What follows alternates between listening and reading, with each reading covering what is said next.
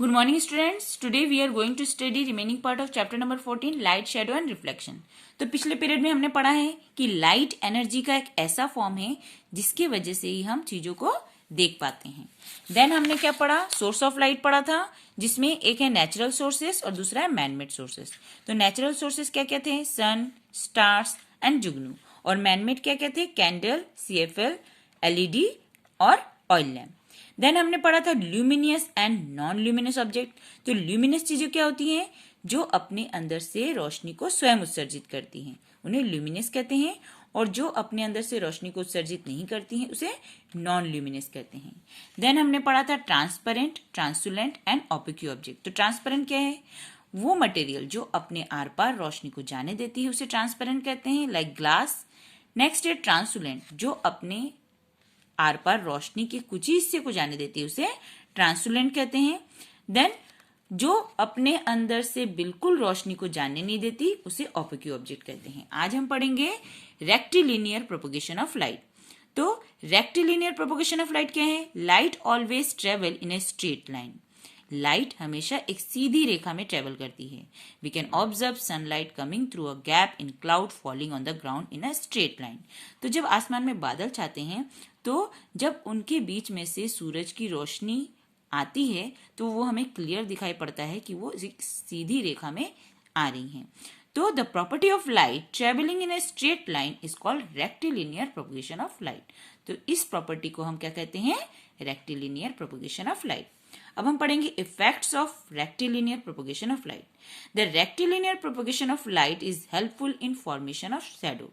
तो लाइट की ये जो प्रॉपर्टी है उसी की वजह से शैडो फॉर्मेशन होता है, आपकी परछाई बनती है या किसी भी चीज की परछाई बनती है. Formation of eclipse and formation of images. तो जो चंद्र ग्रहण, सूर्य ग्रहण, जो एक्लिप्सेस होते हैं वो भी इसी की वजह से होता है. और दूसरा जो मिरर में आपका इमेज बनता है वो भी इसी क्वालिटी के चलते होता है, as in the case of pinhole camera. ray and beam. When we want to represent the propagation of light with a diagram, जब हम propagation of light को एक डायग्राम से शो करते हैं, we represent it with the help of rays and beam. तो उसको हम rays और beam के थ्रू ही रिप्रेजेंट कर सकते हैं.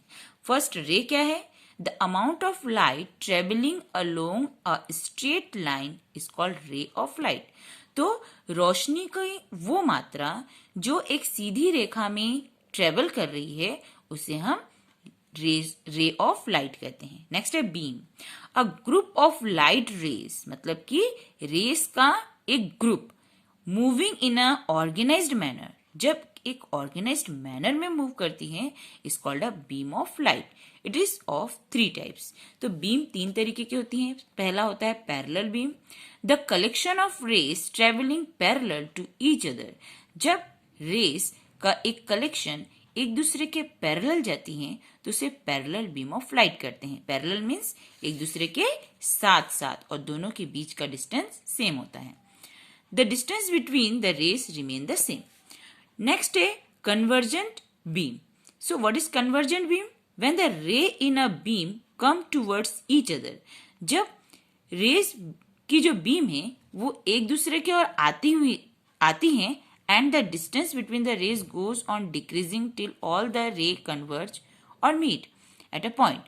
और उनके बीच का जो डिस्टेंस है वो लगातार जो है कम होता जाता है, उसे हम क्या कहते हैं, the beam is called convergent beam. Next है divergent beam. In a divergent beam the rays is spread out और डाइवर्ज फ्रॉम अ पॉइंट. एक पर्टिकुलर निश्चित पॉइंट से वो स्प्रेड होती है and the distance between the rays gone on increase. और उनके बीच का जो डिस्टेंस है वो लगातार बढ़ता जाता है, उसे हम डाइवर्जेंट बीम कहते हैं. तो ये क्या है, ये पैरेलल बीम है, ये एक साथ चल रही है और उनके बीच का डिस्टेंस सेम है एंड पॉइंट तक. देन और किसी भी जगह ये एक दूसरे को क्रॉस नहीं करती. नेक्स्ट है कन्वर्जेंट बीम, जिसमें जो उनके बीच का, रेस के बीच का जो डिस्टेंस है वो क्या होता जा रहा है, कम होता जा रहा है, उसे हम क्या कहते हैं, कन्वर्जेंट बीम. और डाइवर्जेंट बीम, इसमें क्या दिखाया गया है, इनके बीच का जो डिस्टेंस है वो क्या हो रहा है, इंक्रीज हो रहा है, that is it is called divergent beam. Next है शैडो।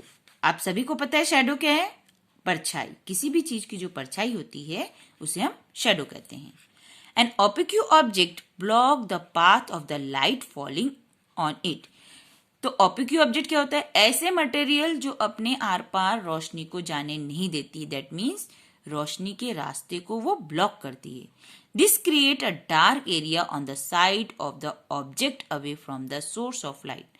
तो जो सोर्स ऑफ लाइट है उसके बीच में जब कोई ओपेक्यू ऑब्जेक्ट आता है तो ठीक उसके ऑपोजिट साइड में जो ब्लैक एरिया बनता है उसे हम क्या कहते हैं, शैडो कहते हैं। This dark area is known as the shadow of an object. Hence, a shadow is formed when the path of light is blocked by an object. इसलिए जब किसी ओपेक्यू ऑब्जेक्ट द्वारा रोशनी के पाथ को ब्लॉक किया जाता है तभी शैडो फॉर्म होता है। Let us perform an activity to learn about the various characteristics of shadow. अब हम शैडो की विशेषताओं के बारे में पढ़ेंगे। To form a shadow of an object following 3 things are required. तो परछाई बनने के लिए हमें 3 चीजें चाहिए। पहला, सोर्स ऑफ लाइट जिससे रोशनी आए। नेक्स्ट है एन ओपेक्यू ऑब्जेक्ट, वो चीज जो अपने आर पार रोशनी को जाने न दे। नेक्स्ट है a screen behind the object, और ऑब्जेक्ट के पीछे का स्क्रीन जिसपे शैडो फॉर्म होगी। अब हम पढ़ेंगे कैरेक्टरिस्टिक्स ऑफ शैडो। शैडो की विशेषताएं क्या है। Shadow of an object give us an idea about its shape. हम किसी चीज के परछाई से अंदाजा लगा सकते हैं कि उस वस्तु की जो शेप है वो कैसी है। You can not see shadow in dark, पर अंधेरे में शैडो हमें दिखाई नहीं पड़ती। Shadow is formed when opaque object block the path of the light. Shadow तभी बनता है जब कोई ओपेक्यू ऑब्जेक्ट रोशनी के पाथ को ब्लॉक करता है। The size of a shadow varies depending on the distance between the object and the source of light and object and the screen. तो इन सभी चीजों के बीच का जो डिस्टेंस है उसी से शैडो के जो साइज है उसमें डिसाइड होता है। उनके जो बीच का डिस्टेंस है वही डिसाइड करता है कि शैडो का साइज क्या होगा। It is always black. Shadow हमेशा ब्लैक होती है। No matter what the colour of the object is.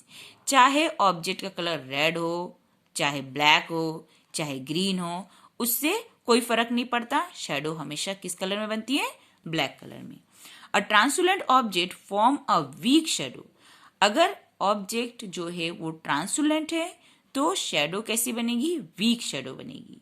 And transparent object no shadow at all.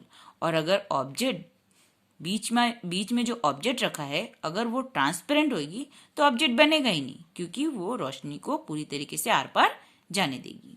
सो अभी हमने क्या पढ़ा, कैरेक्टरिस्टिक्स ऑफ शैडो। अब नेक्स्ट पीरियड में हम इसके आगे का पार्ट पढ़ेंगे।